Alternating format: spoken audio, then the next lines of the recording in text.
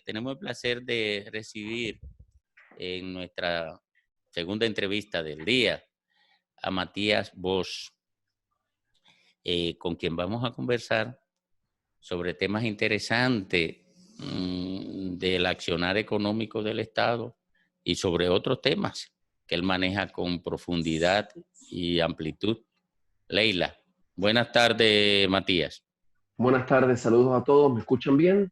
Sí, te escuchamos Perfecto. perfectamente. Mis saludos fraternales y amistosos a ustedes, a toda la audiencia, y como siempre un saludo solidario y afectuoso a quienes nos escuchan y están pasando por problemas del tipo que sea. Nuestra solidaridad desde aquí. Gracias, Matías, por estar con nosotros. ¿Cuál es tu posición sobre esta discusión que no solo está en los medios, sino que también está en el Congreso ya, respecto a la posibilidad de modificar la Ley de Seguridad Social para adelantar el 30% de los fondos a sus dueños, a los titulares de los fondos de pensión? Muy interesante. Fíjate, yo acabo de poner en el Twitter unos datos. Si uno suma lo que está autorizado el Poder Ejecutivo por la Ley de Presupuesto General del Estado 2020, más el paquete que se tomó, que se anunció el 25 de marzo, más la nueva deuda con el FMI, el nuevo préstamo del FMI, uno toma 98.400 millones de pesos. 98.400 millones de pesos.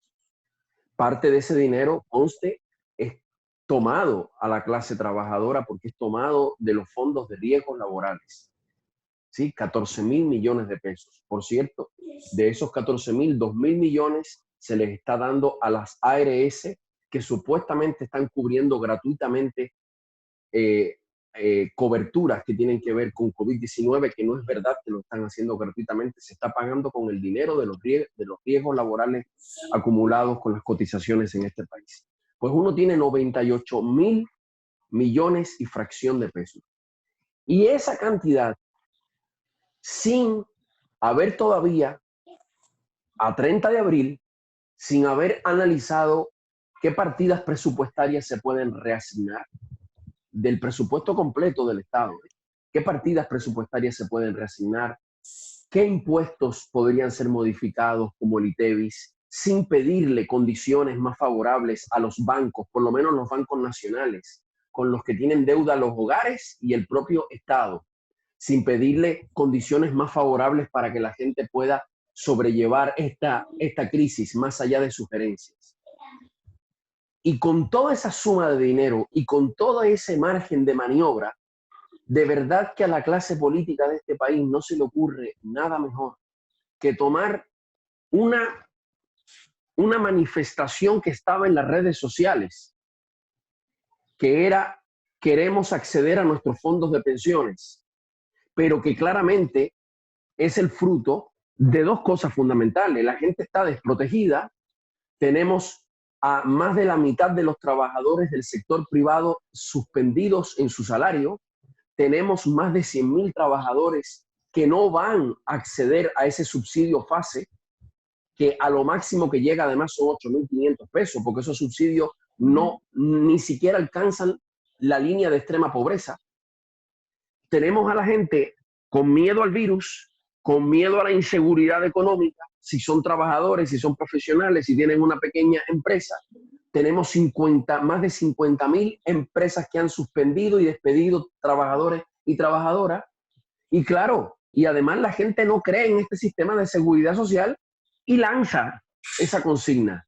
Pero de nuevo, la clase política, la que tiene el mandato de generar políticas públicas, de legislar, teniendo los recursos institucionales, los recursos técnicos, los especialistas, los recursos económicos para diseñar respuestas públicas y colectivas ante una crisis nacional, y a 4 meses de que esta epidemia, esta pandemia empezó a desarrollarse, y al 30 de abril no tienen nada más que ofrecerle que decirle a la gente: ¿sabes qué? La única forma de tú resolver tu problema es sacrificando tus propios fondos de pensiones en una mayoría, inclusive para aquellos que han tenido buenos salarios, pero en una inmensa mayoría que lo que tienen son salarios muy bajos, muy pocas cotizaciones y por lo tanto fondos que son muy escasos. No les va a alcanzar para casi nada hoy y por lo tanto menos van a tener dentro de este sistema de seguridad social, entre comillas, de por sí injusto. Van a tener muy poco si se lo dan y menos todavía van a tener si lo llegan a necesitar mañana. Entonces la verdad es que uno entra a pensar cuál es el nivel de seriedad, de rigor, de responsabilidad, incluso de profesionalismo con el que la clase política actúa. Recordemos que, o sea, es ayudar a la gente sacrificando su propio dinero, es decirle a la gente, págate tú la crisis, no soluciones colectivas, págate tú. Es no tocar el presupuesto del Estado, es no tocar a las AFP, es no tocar a nadie que tenga poder. Y muy importante, en un proyecto que ni siquiera tiene identificado cuántas personas serían las atendidas, cuántos serían los fondos necesarios, de dónde van a salir los fondos. Es decir, cantos de sirena, cosas simpáticas que se entienden además en una época de campaña. Algunos lo están haciendo de muy buena fe, pero realmente refleja además una gran discordancia.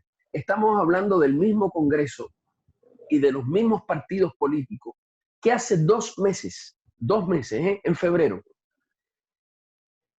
hicieron caer en saco roto 4 años de trabajo y de discusiones de las organizaciones, de las centrales sindicales, de fundaciones, de organizaciones de pacientes, de especialistas, que estuvimos proponiendo por años cambios a este sistema de seguridad social. Un sistema de seguridad social que desde 2001 tiene pendiente tener un seguro de desempleo y no se tiene porque la clase política se arrodilló frente a la clase patronal que le dijo, si quieren seguro de desempleo, tiene que ser un seguro miserable y además hay que eliminar el derecho a la cesantía. Carecemos de un seguro de desempleo, no quisieron reformar nada que pudiese proteger a la gente y sin embargo en febrero, hace 2 meses, legislaron. ¿Y para qué legislaron? Para aumentar los ingresos y las ganancias a las AFP. Para eso fue que legislaron. La mitad no estuvo presente y de la mitad presente, el 99% votó a favor de esa reforma que lo que hizo fue no beneficiar en nada a la gente, sino aumentarle la riqueza a las AFP. Y ahora, de nuevo, repito, con todos los datos que les di, no tienen otra medida a la mano que ocurrírsele meterle la mano a los fondos, a los pocos fondos que la gente tiene. Es de un nivel de injusticia, de falta de solidaridad, de improvisación y, por qué no decirlo, de uso partidista y electoral de un tema tan serio que realmente asombra, impresiona y creo que es de las noticias más oscuras en medio de esta pandemia que se suma a la de por sí dramática situación de que la gente se enferma y haya gente incluso que fallezca por este virus. Bueno, yo entiendo todo tu razonamiento. Hay estudios actuariales que revelan un futuro muy sombrío para cuando las AFP tengan la obligatoriedad de asignar pensiones, porque todavía eso no ha ocurrido. En muchos países, no solo de América Latina, sino del mundo, que adoptaron el sistema de cotización individual y que se encaramaron en aquella ola que eliminó las viejas formas del seguro de solidaridad tradicional provenientes de la Alemania, de Bismarck, etcétera, desistieron y salieron del sistema de capitalización individual. Así es. Bueno, ¿qué hacer en la República Dominicana frente a estos reclamos? Yo soy totalmente de acuerdo contigo. Incluso hice un análisis en estos días en la televisión respecto de lo injusto que era el sistema de las AFP en este país, que solo había beneficiado con cantidades inconmensurables al capital financiero y a quienes manejan las AFP, que se los están, robando todo. Porque no hay ninguna otra expresión que se asemeje más, porque ese es un verdadero robo legitimado. Y la cantidad de dinero que se toma las AFP por administrar estos fondos es enorme, descomunal. Las AFP han hecho una ostentación de riqueza a partir de los fondos de los trabajadores. Bueno, ¿qué hacer entonces? Incluso ahora mismo, las AFP sacaron a relucir que ellas invirtieron $100 millones en un hotel de reciente construcción. $100 millones. Sin consultar, por supuesto, a ninguno de los verdaderos dueños del dinero que ellas manejan. ¿Qué hacer con una institución a la que realmente ha logrado tener tanto poder, aunque es fuente de tanta injusticia, de tanto enojo social, de tanta conculcación de la verdad, porque hasta la verdad la han alterado? ¿Cuál es lo que hay que hacer? ¿El 30% o que termine esa vaina de las AFP en la República Dominicana? Fíjate, bueno, ante una pregunta tan directa como la que tú has hecho, por supuesto, desde 2016 hemos estado muchos actores empujando para que el Congreso actúe como lo que está mandatado por la Constitución. Se eligen para legislar y fiscalizar. Si lo hubiesen hecho, tendríamos seguro de desempleo para la gente que ha perdido su empleo. Y un seguro de desempleo digno y no a cambio de quitar derechos ya conquistados. Las inversiones no hubiesen sido en deuda pública, a riesgo cero, desde una oficina con aire acondicionado, acumulando en ganancias y gastos que no son de pensiones, más de 64,000 millones de pesos. Tú sabes. Sino que incluso cumpliendo esta mala ley, tendrían que haber sido, como dice en su artículo 50, en las actividades que generan empleo, industriales, agropecuarias y de construcción de vivienda. Eso es lo que tendríamos. No hubiésemos tenido reformas serias y no una reforma como la que se hizo hace 2 meses, como ya dije, para aumentarle los ingresos y los beneficios a las AFP ahí en el Congreso. Entonces, ante tu pregunta, por supuesto que este sistema hay que quitarlo. Hoy en Chile ya entró en el Congreso un proyecto de ley para que se derogue ese sistema que fue el que se copió aquí, traído por el Banco Mundial, por el FMI y por los grupos financieros. Hay que eliminar ese sistema, un sistema que ha engordado a unas empresas llamadas AFP y ARS y en el que la gente no cree, ni se ve protegida, ni se ve defendida. Para que tengamos una idea,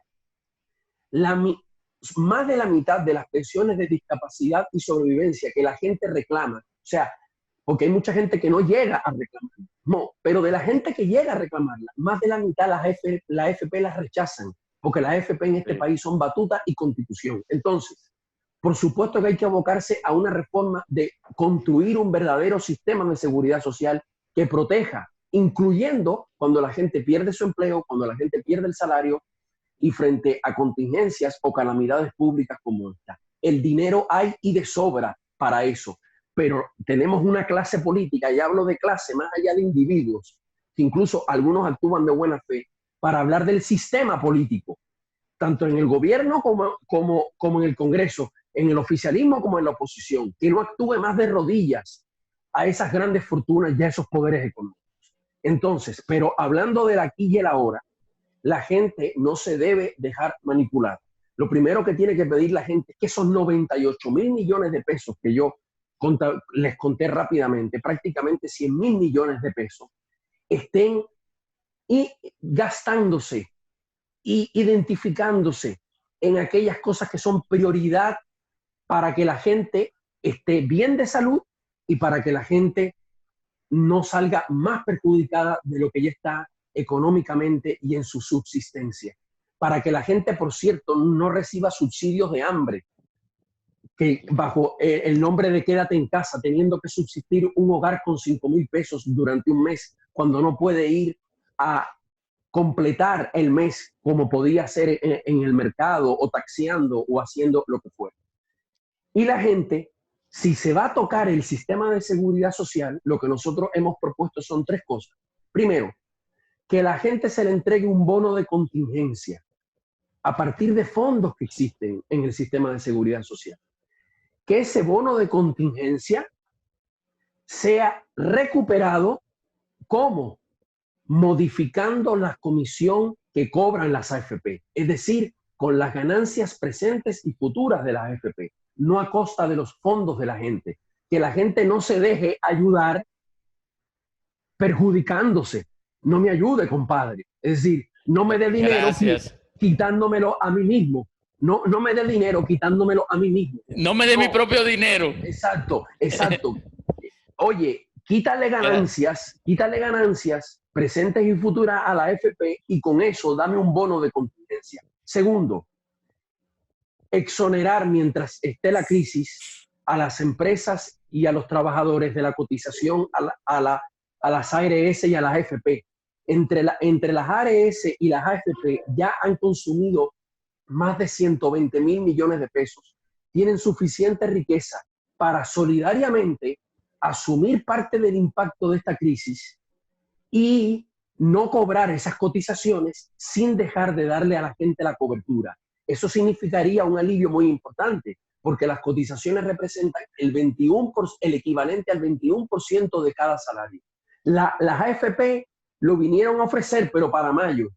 No. Los políticos y las políticas, los gobernantes, los congresistas debieron haber hecho esto desde el principio, y tanto para AFP como ARS. Y lo tercero que hemos propuesto es que se exonere al Estado de pagarle la deuda a las AFP, que es una deuda que cobran a costa nuestra, porque es por nuestros impuestos, y ese dinero que el Estado destina a pagarle deuda a las AFP sean reasignados para las ayudas en salud, las ayudas económicas y sociales que la población y las capas medias necesitan. Están haciendo descansar el peso de la crisis en las clases medias y en la clase trabajadora y en las capas populares. Eso es injusto. Eso es injusto y va contra la Constitución.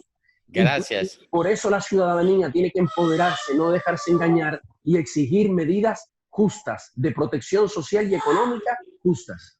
Gracias, Matías. Muy interesante. Matías. Muchísimas gracias. Muchas gracias a ustedes y a la orden siempre. Salud.